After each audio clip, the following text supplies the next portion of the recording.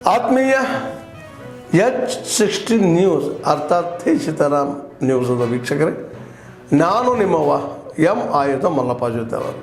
ತಾವು ಈಗ ಸುದ್ದಿಗಳ ಲೋಕಕ್ಕೆ ಎಂಟ್ರಿ ಹೊಡಿತಾ ಇದ್ದೀರಿ. ಈ ಸುದ್ದಿಗಳನ್ನು ಪ್ರತಿಯೊಂದು ನೋಡೋ ಜೊತೆಗೆ ನಿಮ್ಮ ಅಭಿಪ್ರಾಯಗಳನ್ನು ಹಂಚ್ತಾ ಇರಿ. ಯಾಕಂದರೆ ಈ ಸುದ್ದಿಗಳು ನಿಮಗಾಗಿ, ನಿಮ್ಮ ಬದುಕಿಗಾಗಿ, ನಿಮ್ಮ ವೈಚಾರಿಕೆಗಾಗಿ, ನಿಮ್ಮ ತಿಳುವಳಿಕೆಗಾಗಿಯೂ ನಿಮಗೂ ಗೊತ್ತು. ಜೊತೆಗೆ ನಮಗೂ ನಿಮ್ಮೊಂದಿಗೆ ಇದೊಂದು ಮಾತಾಡುವಂಥ ಜೊತೆಗೆ ಸುದ್ದಿಗಳನ್ನು ಬಿಡುವಂಥ ಕೆಲಸ. ಈ ಕೆಲಸದಲ್ಲಿ ನಾವು ನಿಮ್ಮೊಂದಿಗಿದ್ದೀವಿ ಅಂತ ಹೇಳ್ತಾ ನೋಡ್ತಾ ಇರಿ ಸುದ್ದಿಗಳನ್ನು.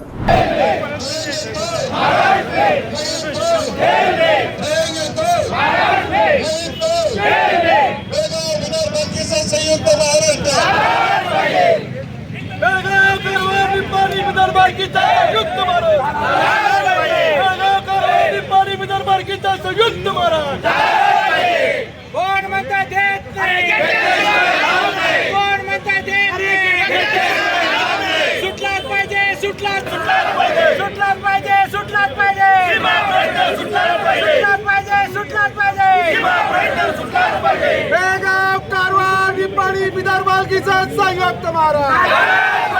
बेळगाव, कारवार, निपाणी, विदर्भ किसान संयुक्त महाराष्ट्र एकीकरण समितीचा, महाराष्ट्र एकीकरण समितीचा बेळगाव, कारवार,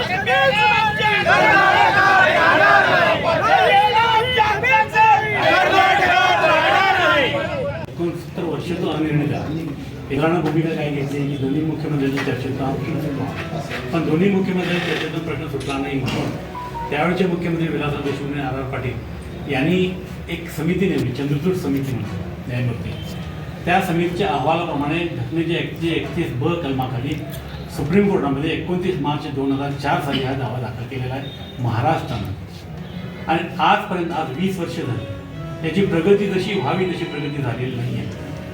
हा सीमा पक्षाच्या वतीनं मी महाराष्ट्रामध्ये बेळगाव, कारवार, निपाणी आलं पाहिजे या विषयासाठी मी पाठिंबा देतो.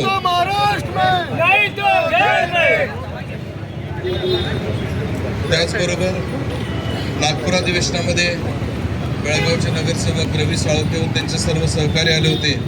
मुख्यमंत्री देवेंद्र फडणवीस साहेब यांना त्यांनी त्या ठिकाणी निवेदन दिलं आणि ही केस फास्ट ट्रॅक करून कशा पद्धतीने त्याचा माग आपण लवकर पद्धतीनं कर्नाटकाची सरकार त्या ठिकाणी आमच्या बांधवांना यातना त्रास देते.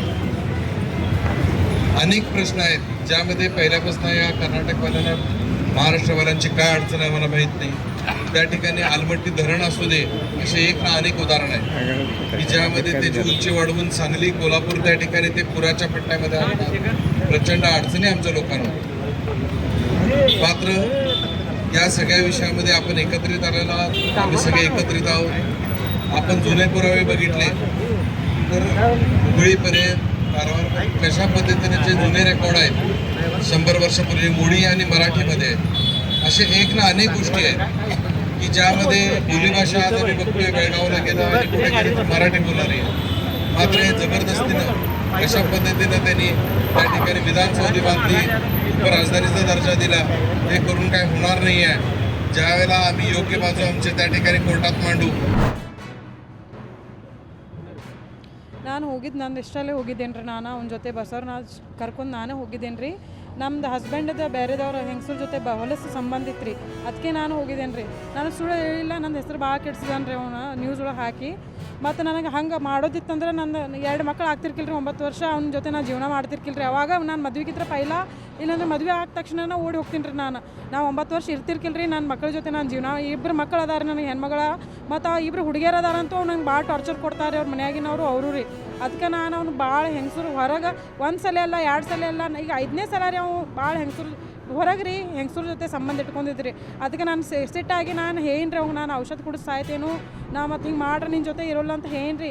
ಮತ್ತು ನೀ ಹಿಂಗೆ ಮಾಡ್ರೆ ನಾ ಮತ್ತೆ ಹಂಗೆ ಮಾಡ್ತೇನೆ ಅಂತ ಹೇಳ್ರನು ಅವು ಮತ್ತು ಲಾಸ್ಟ್ ಮತ್ತು ಹಂಗೆ ಮಾಡಿದ್ದೆ ನಾವು. ಅದಕ್ಕೆ ನಾನು ಸಿಟ್ಲೆ ಹೋಗಿದ್ದೇನೆ ರೀ. ಮತ್ತು ಅವ್ನು 5 ಲಕ್ಷ ರೂಪಾಯಿ ಇಲ್ರಿ, ನಾ ಬಾಡಿಗೆ ಮನ್ಯಾಗ ಉಳ್ಕೊತಿದ್ವಿ ರೀ. ಅವ್ನು 5 ಲಕ್ಷ ರೂಪಾಯಿನೂ ತೊಗೊಂಡು ಹೋಗಿಲ್ರಿ. ನಾ 60 ಗ್ರಾಮ್ ಬಂಗಾರ ಇದ್ದಿರ್ಕಿಲ್ರಿ ಮನ್ಯಾಗ. ನೀವು ಹೆಂಗೆ ಹಾಕ್ತೀರಿ 60 ಗ್ರಾಮ್ ಬಂಗಾರ 5 ಲಕ್ಷ ರೂಪಾಯಿ ಯಾರು ಮನ್ಯಾಗ ಇಟ್ಟು ಹೋಗ್ತಾರೆ ರೀ? ಹಾಂ ಮನ್ಯಾಗಿಟ್ಟು ನಾನು ಒಬ್ಬಕ್ಕಿನ ಬಿಟ್ಟು ಹೋಗ್ತಾನೆ ರೀ ಅವ್ನು ಗಾಡಿ ಮೇಲೆ ಹೆಸರು ಎಲ್ಲ ನ್ಯೂಸ್ ಒಳಗೆ ಹಾಕಿ ಕೆಡ್ಸಿದಾನೆ ರೀ ನನ್ನ ಹೆಸರು ಕೆಡ್ಸಿದ ಅದಕ್ಕೆ ನಾನು ಈಗ ಮಾತಾಡತ್ತೀನಿ ರೀ ಅವ್ನು 5 ಲಕ್ಷ ರೂಪಾಯಿನೇ ತೊಗೊಂಡಿಲ್ಲ ಅವ್ನು 6 ತೊಲಿ ಬಂಗಾರ ತೊಗೊಂಡು ಹೋಗಿಲ್ಲ ರೀ ನಾನು ಯಾರು ಮನ್ಯಾಗ ಬಿಟ್ಟು ಹೋಗ್ತಾರೆ ಹಂಗೆ ಇರ್ತಿತ್ತಂದ್ರೆ ಮನೆ ಕಟ್ಕೊಂಡು ಇರ್ತಿದ್ವು ರೀ ಬಾಡಿಗೆ ಮನ್ಯಾಗ ಯಾಕೆ ಬೀಳ್ತಿದ್ವು ರೀ ಸಾಲ ಆಯ್ತು ರೀ ನಮ್ಗೆ ಸೊಸೈಟಿಯಾಗ ನನ್ನ ಹೆಸರಲ್ಲೇ ರೊಕ್ಕ ತೊಗೊಂಡು ತಿಂದಾನೆ ರೀ ನಾನು ನಾ ಬಸವರಾಜ್ ಜೊತೆನೇ ಇರ್ತೇನೆ ರೀ ನಾನು ಅವ್ನು ಕರ್ಕೊಂಡೋಗಿ ನಂದು ಇಷ್ಟಲ್ಲೇ ನಾನು ಹೋಗಿದ್ದೇನೆ ರೀ ಅವ್ನ ಜೊತೆ ಇದ್ದಿದ್ದು 9 ವರ್ಷ ಪೈಲ ಆಯ್ತು ರೀ ನಂದು ಅವ್ನು ಲವ್ ಮಾಡ್ತಿದ್ರಿ ನಾನು ಮದುವೆ ಆದ್ಕೂಲೆ 9 ವರ್ಷ ಏನೂ ಕಾಂಟ್ಯಾಕ್ಟ್ ಇದ್ದಿರ್ಕಿಲ್ಲ ರೀ ಇವ್ನು ಹಿಂಗೆ ಮಾಡೋದ್ಲೇ ನಾನು ಅವ್ನು ಕಾಂಟ್ಯಾಕ್ಟ್ ಮಾಡಿ ಅವ್ನ ಜೊತೆ ಹೋಗಿದ್ದೇನೆ ರೀ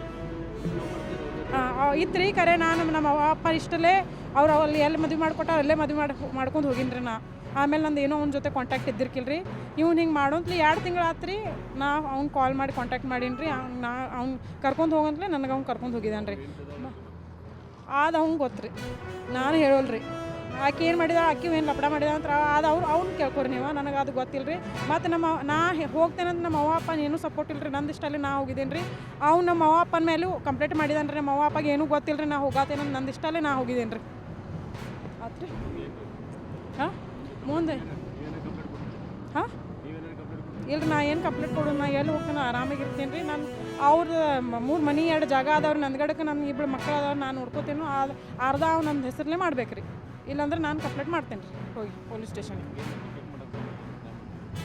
ಕಾಂಟ್ಯಾಕ್ಟ್ ಮಾಡೋಕೆ ಏನು ಟ್ರೈ ಮಾಡಿಲ್ಲ ರೀ ಮತ್ತು ಅವ್ನ ಕಡೆ ನನ್ನ ಜಾಗದ ಪೇಪರ್ ಅದಾವ್ರು ನಂದ್ಗಡ್ದು ಆ ಪೇಪರ್ ಅವ್ನು ನಂಗೆ ತಂದು ಮುಟ್ಟಿಸ್ಬೇಕು ರೀ ಇಲ್ಲಾಂದ್ರೆ ಅದು ನಾನು ಕಂಪ್ಲೇಂಟ್ ಮಾಡ್ತೇನೆ ನನ್ನ ಹೆಸರಲ್ಲೇ ಅವ್ನ ಕಡೆ ನನ್ನ ಜಾಗದ ಪೇಪರ್ ಅದಾವ್ರಿ ಅವ್ನು ನನ್ನ ತಂದು ಕೊಡ್ಬೇಕು ರೀ ಮತ್ತು ಅಲ್ಲಿ 3 ಮನೆ 2 ಜಾಗ ಅದಾವ್ರಿ ಅದು ನಂದ್ಗಡ ಒಳಗೆ ನಮ್ಮಲ್ರಿ ಅವ್ರದ್ದು ನಮ್ಮ ಹಸ್ಬೆಂಡ್ ಓನ ಅದಾವ್ರಿ ನಮ್ಮ 2 ಹುಡುಗಿಯರು ಅದಾವ್ರಿ ಅವ್ರದ್ದು ಅರ್ಧ ನಮ್ಗೆ ಕೊಡ್ಬೇಕು ರೀ ಅವ್ರು ನಮ್ಮ ಹುಡುಗಿಯರ ಜೀವನ ನಾನು ನೋಡ್ಕೋಬೇಕು ನಾನೇ ನೋಡ್ತೇನೆ ರೀ ನಾನೇ ಅವ್ರು ಬೆಳೆಸ್ತೇನೆ ರೀ ಆತ್ಮೀಯರೇ ಎಲ್ಲ ಸುದ್ದಿಗಳನ್ನು ನೋಡಿದ್ರಲ್ಲ ಏನು ಅನಿಸ್ತು ನಿಮಗೆ ಇದರಲ್ಲೇ ನಿಮ್ಗೆ ಲೈಕ್ ಆಗಿರ್ಬೋದು ಡಿಸ್ಲೈಕು ಆಗಿರ್ಬೋದು ಕಾಮೆಂಟ್ ಬೇಡಪ್ಪ ಅಂತೂ ಅನಿಸಿರ್ಬೋದು ಕಾಮೆಂಟ್ ಮಾಡಬೇಕಪ್ಪ ಅನಿಸಿರ್ಬೋದು ಶೇರ್ ಮಾಡಬಾರ್ದಪ್ಪ ಅನಿಸಿರ್ಬೋದು ಅಂತ ಮಾಡಬೇಕು ಅನಿಸಿರ್ಬೋದು ಏನಾದರೂ ಆಗಲಿ ಶೇರ್ ಮಾಡ್ತಾಯಿರಿ ಈ ನ್ಯೂಸ್ಗಳನ್ನ ಹಂಚ್ತಾ ಇರಿ ಜೊತೆಗೆ ಇದಕ್ಕೆ ಸಬ್ಸ್ಕ್ರೈಬ್ ಆಗ್ತಾಯಿರಿ ಅಂತ ಹೇಳ್ತಾ H16 ನ್ಯೂಸ್ ಅರ್ಥಾತ್ ಹೇ ಸೀತಾರಾಮ್ ಇದು ಸತ್ಯದ ಕೈಗೆ ನಡಿ ವಂದನೆಗಳು.